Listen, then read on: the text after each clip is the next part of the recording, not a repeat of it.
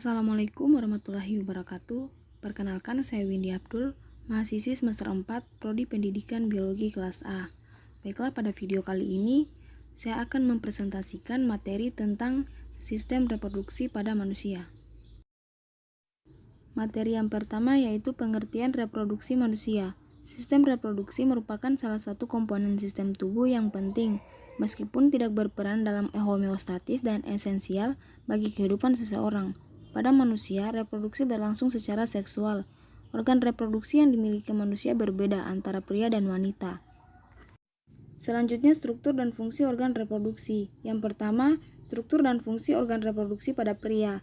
Organ reproduksi pria berfungsi untuk menghasilkan sperma gametogenesis dan menyalurkan sperma ke wanita. Struktur dan fungsi organ reproduksi pada pria terbagi menjadi 3, yaitu yang pertama, alat kelamin luar. Yang pertama, alat kelamin luar yaitu penis, berfungsi sebagai alat penetrasi pada vagina wanita saat kopulasi atau persetubuhan. Yang kedua, uretra, adalah saluran yang mengantarkan urin dan sperma. Dan yang ketiga, spektum atau zakar, merupakan suatu kantong kulit yang membungkus testis dan epididymis. Selanjutnya, vas deferens. Saluran ini merupakan lanjutan dari epididymis. Fungsinya adalah mengangkut sperma menuju vesikula seminalis atau kantong sperma. Vas deferens dan saluran dari kelenjar kantong sperma akan bersatu membentuk ductus ejaculatarius yang akhirnya bermuara di uretra. Selanjutnya, kelenjar kelamin. Kelenjar kelamin yang dimiliki oleh seorang pria adalah vesikula seminalis, kelenjar prostat, dan kelenjar bulbouretral. Vesikula seminalis adalah sepasang kelenjar yang berfungsi menghasilkan 50-60% dari volume total cairan semen yang berwarna jernih dan kental. Komponen terpenting di dalamnya adalah fruktosa dan prostaglandin. Selanjutnya, kelenjar prostat adalah kelenjar kelamin terbesar pada pria yang menyumbang 15% dari volume total cairan semen, dengan komponen pentingnya adalah asam fosfatase, seng, sitrat, dan protease. Kandungan tersebut membuat cairan semen menjadi lebih encer. Yang terakhir yaitu kelenjar bulbouretral, adalah sepasang kelenjar kecil yang mengeluarkan cairan sebelum penis mengeluarkan sperma dan semen. Struktur dan fungsi organ reproduksi pada pria yang kedua yaitu alat kelamin dalam. Alat kelamin dalam terbagi menjadi 2, testis dan epididymis. Testis pada pria berjumlah sepasang, berbentuk oval, dan terletak di skrotum. Di dalam testis terjadi proses pembuatan sel kelamin, jantan, dan hormon kelamin. Pada testis terdapat pembuluh halus yang mengandung calon sperma pada bagian dindingnya. Di antara vas semiferus terdapat sel bernama sel interstitial yang berfungsi menghasilkan hormon kelamin, misalnya testosteron. Selain itu, terdapat sel besar, sel Sertoli, yang berguna untuk memberikan makanan bagi sperma. Yang kedua, epididymis. Epididymis merupakan saluran reproduksi yang berfungsi sebagai tempat pematangan sperma. Selain itu, epididymis dibentuk oleh saluran berlekuk-lekuk yang tidak teratur dan juga menjadi tempat penyimpanan sperma sementara. Saluran yang menghubungkan antara epididymis dan testis disebut ductus efferens testis. Struktur dan fungsi reproduksi pada pria yang ketiga yaitu proses pembentukan sperma. Proses ini dipengaruhi oleh hormon-hormon sebagai berikut. Yang pertama, hormon gonadotropin dihasilkan oleh hipotalamus yang merangsang kelenjar hipofisis bagian depan agar mengeluarkan hormon FSH dan LH. Yang kedua, FSH berfungsi mempengaruhi dan merangsang perkembangan tubulus semiferus dan sel Sertoli untuk menghasilkan ABP yang memacu pembentukan sperma. Ketiga, LH berfungsi untuk mempengaruhi dan merangsang sel-sel interstisial agar mensekresikan hormon testosteron. Yang terakhir, hormon testosteron berfungsi merangsang perkembangan organ seks primer pada saat embrio belum lahir, mempengaruhi perkembangan alat reproduksi dan ciri kelamin sekunder, misalnya jambang, kumis, jakun, suara membesar, serta memelihara ciri-ciri kelamin sekunder dan mendorong spermatogenesis. Yang kedua yaitu struktur dan fungsi organ reproduksi pada wanita. Struktur dan fungsi organ reproduksi pada wanita terbagi menjadi dua. Yang pertama yaitu alat kelamin luar. Yang pertama ada labia mayora atau bibir besar, yaitu struktur terbesar alat kelamin luar perempuan yang tebal dan berlapisan lemak.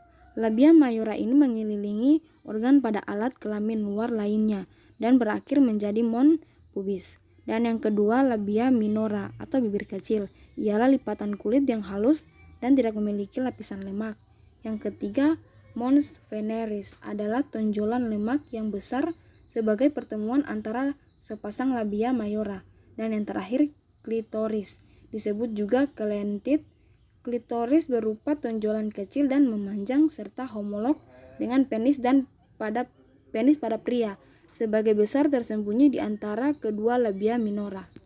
Selanjutnya, orifisium urethrae adalah muara dari saluran kencing yang terletak di bawah klitoris.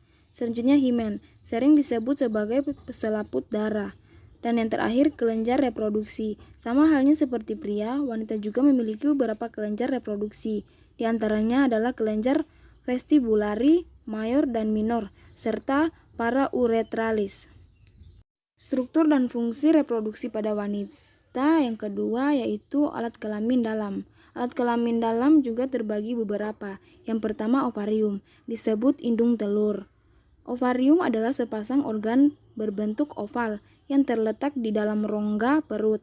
Ovarium memiliki struktur berbentuk bulatan-bulatan yang disebut folikel. Tiap folikel mengandung sel telur yang berada pada lapisan sel ovarium. Fungsinya adalah memproduksi sel telur matang untuk pembuahan dan produksi hormon steroid dalam jumlah besar. Yang kedua, oviduk atau tuba falopi. Oviduk merupakan saluran penghubung antara ovarium dan rahim. Di ujungnya terdapat fimbria yang menyerupai jari-jari untuk menangkap telur yang matang. Oviduk ini berfungsi untuk membawa sperma dan telur ke tempat terjadinya pembuahan, yaitu ampula tuba. Yang selanjutnya yaitu rahim. Rahim pada wanita hanya ada satu dan tersusun atas otot yang tebal. Rahim bagian bawah memiliki ukuran yang lebih kecil dan biasa disebut sebagai leher rahim. Bagian yang besar dari uterus disebut dengan corpus uteri.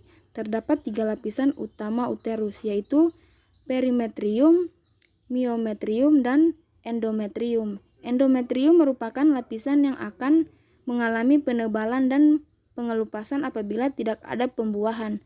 Fungsi utamanya adalah tempat menunjang pertumbuhan dan perkembangan janin.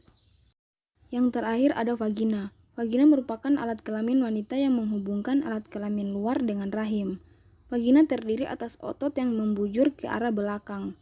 Dinding vagina banyak memiliki lipatan meskipun lebih tipis dari rahim. Selain itu, lendir yang dihasilkan dari dindingnya berfungsi mempermudah persalinan.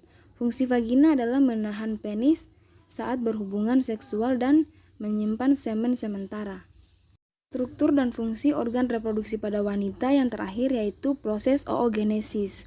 Proses pembentukan ovum terjadi di dalam ovarium dan dipengaruhi oleh hormon FSH dan LH.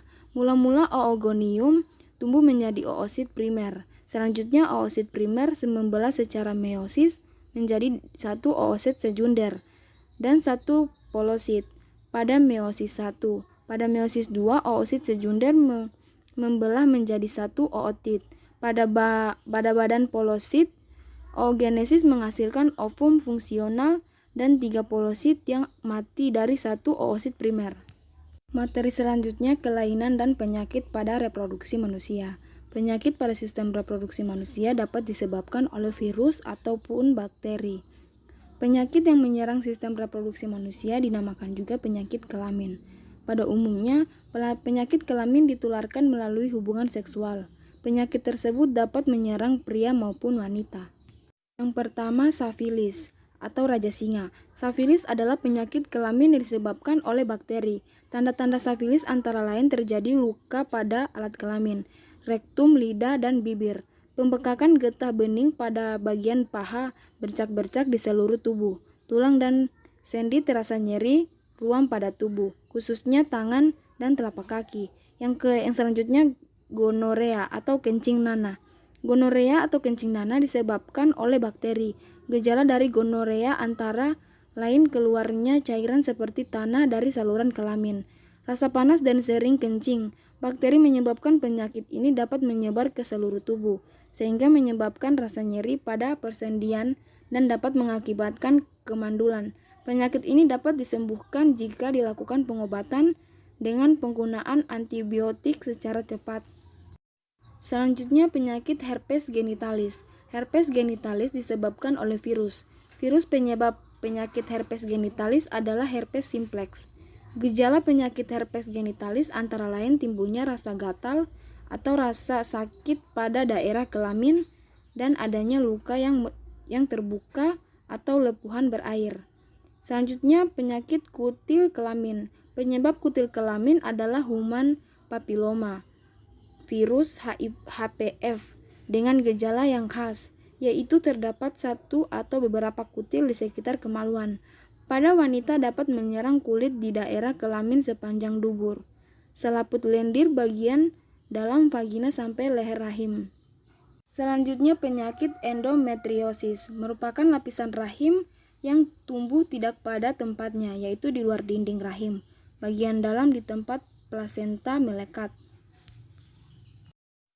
Selanjutnya ada penyakit kanker rahim dan kista, mandul, gangguan menstruasi, dan klamidia. Infeksi klamidia dapat mengakibatkan saluran telur cacat dan mandul, radang saluran kencing, dan saluran ketuban robek, sehingga bayi lahir sebelum waktunya. Selanjutnya penyakit trichomoniasis. Trichomoniasis disebabkan oleh protozoa parasit Trichomonas vaginalis. Selanjutnya ada penyakit HIV atau AIDS. Penyakit ini adalah kumpulan gejala akibat menurunnya sistem kekebalan tubuh yang terjadi karena seseorang terinfeksi HIV. Orang yang terinfeksi oleh virus ini tidak dapat mengatasi serangan infeksi penyakit lain karena sistem kekebalan tubuhnya terus menurun secara drastis. Baiklah, terima kasih. Itulah presentasi dari saya. Mohon maaf bila ada kesalahan. Assalamualaikum warahmatullahi wabarakatuh.